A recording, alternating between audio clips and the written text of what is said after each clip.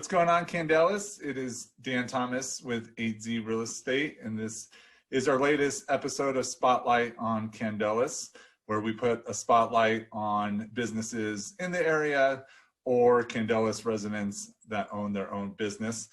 Today, I have Jon and Kristi with Uncle Jon's RV Storage with me today. Good morning, guys. Good morning. Yeah, well, thanks for joining me. I know when we talked, earlier in the week, you guys have a unique perspective on our growing Candelas area because you guys grew up in this area, correct? Yeah, I grew up right here in Farvada, right where Five Parks is built. That was where we kept our horses on that acreage right there. So where Five Parks is was where I really grew up. Gotcha. Yeah, for me, it was, I met Kristi in 85 in Florida. Mm-hmm. And then we moved out here after we got married in 87. But I'm originally from Michigan. Mm-hmm. Okay, gotcha. And, Kristi, if you don't mind, paint us a picture. I'm always curious. I mean, before Candelas, I was in Five Parks myself. So, seeing how the west side of Indiana developed, I witnessed that. But if you could paint a picture of what it looked like when you were a kid growing up here. Oh my goodness, it was just fields, dirt roads, fields, nothing like this. I couldn't have imagined that it would grow like this. And I think I told you on the phone that it's like, I feel like instead of flowers growing, like houses and families grew.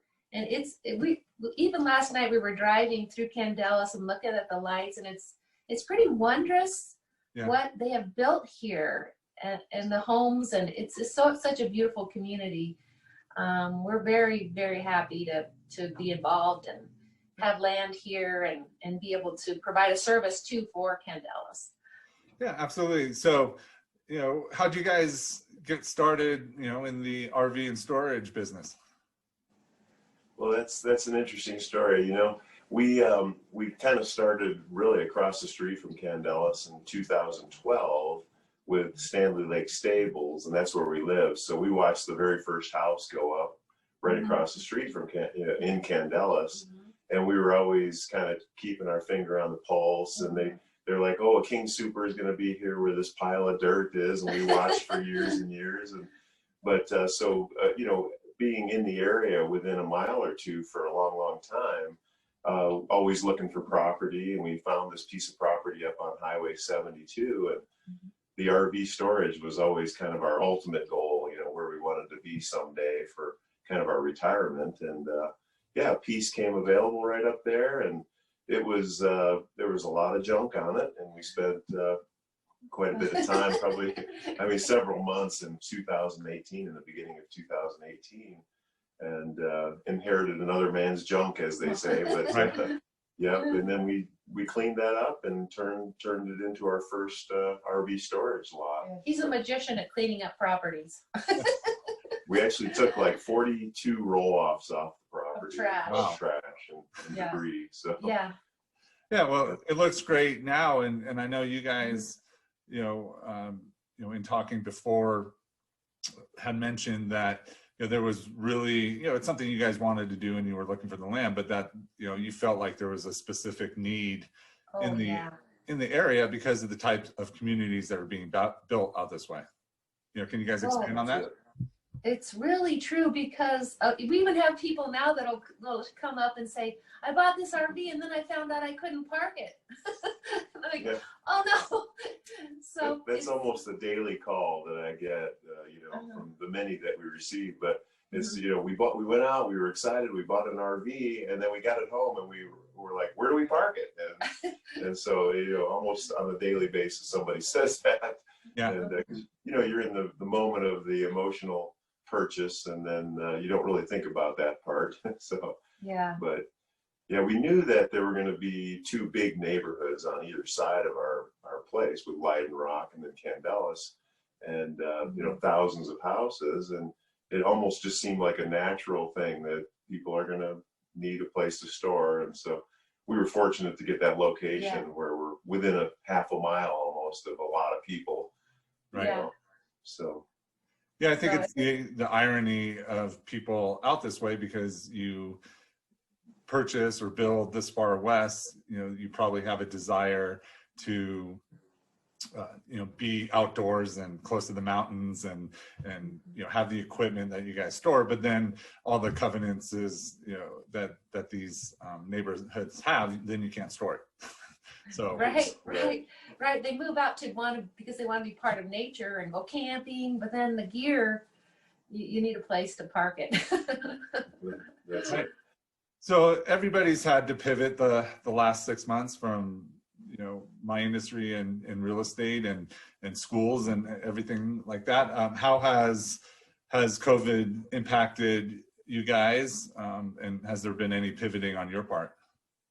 The first 2 weeks, I think, for everybody were, we were all wondering, like, how is this going to impact us? And we were fortunate with the RV storage that, more people bought RVs. I think everybody looked at that as an escape and a way to kind of take the family out. It became your restaurant. It became your hotel, things all that was under your own control, for keeping your own a nice clean spot for yourself, and plus you're out in the mountains and you get to go explore and things like that. So purchases of RVs have set records this year, and so it's really helped our business, of course. Yeah, that's true. Mm-hmm. It's fun to see the families. I think I told you, Dan, about the seeing the families that have just bought their RVs. They're coming, they're storing it. Some of them are learning how to drive them. It's funny. Some of the big fifth wheels they buy, I mean, those are so gorgeous, but you got to practice the driving. Yeah. Right.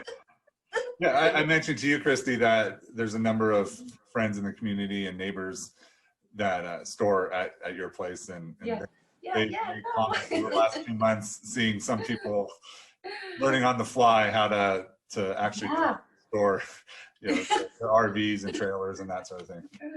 Yeah, with our second lot that we just opened, we have a big area that I kind of jokingly say, hey, if you want to practice, you can just come back up here and use this area to back and pull in and back again. And some people do. They actually come up there and they'll practice, backing and pulling out and going in and out of the gate. So yeah. Yeah, that might be everybody's biggest takeaway, Jon, is yeah. Not your story or the service you provide, but just the area for people to practice, so they don't. They need to practice coming into the gate, because we've had our keypad ripped off about 6 times, maybe. So invariably somebody. 6 times. Well, I've repaired it. The one at our first lot, I've repaired 4 or 5 times, and our new one we had just put up, and within a week somebody hit it. Luckily, it's not a big problem to put it back together, but it's always interesting. People don't quite understand that you're pulling a 30-foot unit and you've got to swing wide. Swing wide. Yeah, that might be jumping the gun on the question of what you would be surprised to hear about your business, and that might be the surprise, is how often you have to replace keypads. I think that is the surprise story. That is the surprise. So I know a lot of people, again, a lot of neighbors and friends in the community store at your place, and the question always comes up about your guys' name and how it came about. But it is it's been a family affair for not just you two, but nieces and nephews and stuff. So how did the name Uncle Jon's answer the question for all of us now? Right. Yeah. How did it? Right. Well, we have no grandkids, so but we have a lot of nieces and nephews. So we have probably in the neighborhood of 40-ish. Yeah, 45. 45. And from Colorado mostly, and then we have a lot of nieces and nephews in Michigan, where my family is originally from, and then Florida. So between the three, we've had nieces and nephews help us at summer camps and different things, and working on hay baling and for a lot of years. And they've come out to Colorado for their summers, and we've kind of used that as kind of an entrepreneur training and trying to help them, get a love for business themselves and get a taste for a lot of different things. So, and that's kind of where it started. And when we bought our first piece of ground for the storage lot, I had 2 or 3 nieces and nephews right from the beginning, you know, picking up trash, helping me, learning to drive excavators, running bobcats around. So they got some pretty cool experience that, you know, you don't normally get on in a summer type job. So yeah, no, that's great. I mean, 45 nieces and nephews is quite the handful. So yes, that's a lot. Yeah. So, you know, where are things right now? You said opening up a second lot. So for all these neighbors that continue to buy the outdoor equipment and need storage, do you guys still have space available? You know, where are things at in regards to that? Well, you know, right up there, almost across from where Resolute Brewery is, just a little bit to the west of there, our new lot is across in that industrial park area. So yeah, we have a lot of room. We have big 50-foot pull-through sites. We have back-in spaces. The lights and gates are up already. Everything's set.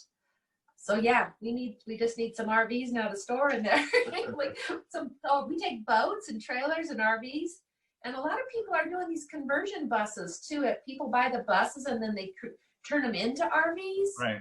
Yeah, that's pretty amazing. We have 2 or 3 of those. Mm-hmm. Wow. Yeah, I've seen some cool YouTube stuff on that, but that's that's a thing now. Yeah, we allow people to work on their units up there, you know, not when it's dark. We don't like to see people at 9 or 10 p.m., you know, up there, but anytime during the day, we encourage people, you know, if you got to fix your awning or things like that. But yeah, both of our lots are within a mile. So the one is right there, you know, on Umber Court, which is right across from Candelas, kind of just east of Resolute. And then within a mile is our new spot that we opened in June of this year. So yeah, and it's going well. So we've got room for you. outstanding. And who's our surprise guest here? Oh, this is Evan. He's our mascot. He wants to be the center of attention all the time. Yeah, he knows how to find the camera, right? yeah. Evidently. So, you know, with all these interviews, I always like asking the question, you know, what would folks be, you know, we kind of touched on this a minute ago with the key boxes, but, you know, more in a whimsical sense, what are some of the surprise things, you know, people would, you know, are always surprised to hear about your business and your company? That's interesting. That's a good question. I think there are quite a few, but. Well, I think how much people enjoy people enjoy their motorhomes going camping. But it seems like a lot of people just kind of enjoy going up there, working on their unit. I mean, I know I kind of joked about calling it a man cave, where it seems like guys go up there and we're spending a lot of time working on their motorhomes at the site there. Working, right? Yeah. It's a secret man cave there at the RV lot. Yeah. You think of people storing their RV, like you're going to drop it off and you'll see them in another month. And some people, surprisingly, are up there on a daily basis, which that kind of surprised me in the business. And it's nice to see people on a daily basis, but they really love their RVs, and they're just, you know, they want to polish it, or they want to, you know, put another solar charger or different things. So it's kind of cool to see people that interested in their RVs. Right. And I think you guys are probably similar, almost like an extension of what we have in the neighborhood, in that, you know, I've been here 6.5 years, and just seeing all the families grow and the kids grow up and all that. You probably have a similar experience there, where every spring, summer, you know, you're seeing, you know, how much the kids have grown up, and the families grow, and so on and so forth. Oh yeah, it's amazing. And a lot of grandparents taking their grandkids on trips now. It's a fun business. I guess that's what I love about it. It's a fun business. People come out, they're happy. They've got a new boat, or they've got an RV, and it's nice to be in a joyous thing, especially, you know, with the world's been in such turbulence and problems on the news. It's, you know, so many things that are scary, sort of. To be in a business where it's kind of a joyous thing to be involved with, you know, people taking vacations or going boating, or, you know, it's pretty fun. Yeah, allow people to escape, which I think all of us need Yeah. some time to escape these days. So, Definitely. if people want more information on Uncle Jon's RV storage or any questions, how do they get in touch with you? Yes, we have, of course, a website. So you can, and the cool thing about our website, it's UJ Storage. So for Uncle Jon, the letter UJ, and then storage.com. Yeah, when you go there, you'll see our 2 locations. You can look at the availability on either one. You can rent, you can reserve. If you do rent, what's pretty cool is immediately you get a code when you're finished, and you can sit outside our gate, you can sign up, you can pull in, get your code, find your space, park. So Wow. we've automated it pretty nicely, and so yeah, that's what else am I missing? Oh, your phone number. Oh yeah, and then our phone number, I get a lot of calls, of course. Phone number would be 303-420-5252. That's my personal cell, and you can also text me on that. And so, and the cool thing about Uncle Jon is he answers his phone, which is good. I know people like that. And I answer usually pretty late, so. Yeah, answering your phone has become a lost art, so It really is. and we'll make sure we have the phone number and website in the description. And again, I appreciate you guys taking some of your time, you know, to do this with me, and good luck with the second facility. And like I said, I know a lot of the neighborhood is getting, you know, good use out of your facilities. So. Well, thank you, and thank you for doing this, Dan. It's really meaningful to be able to, you know, talk about our business and meet some of the other people in Candelas in the area. So we appreciate absolutely. Yeah, I think Candelas cares, and the more we can keep it in Candelas with supporting, you know, local, you know, neighbors that own their own companies, I think that, you know, it's a good goal for our neighborhood. So yes, definitely. A lot of people have an Uncle Jon, and we, you know, I get that call where people are like, I have an Uncle Jon. That's great. So thanks again, guys, for joining us. Like I said, we'll have all of the information in the description. And thank you for joining us. If you would like to follow this Spotlight on Candelas series, go ahead and click the follow button. You can also see past episodes at facebook.com/Candelas Neighborhood. And until next time, we will see you soon. Bye.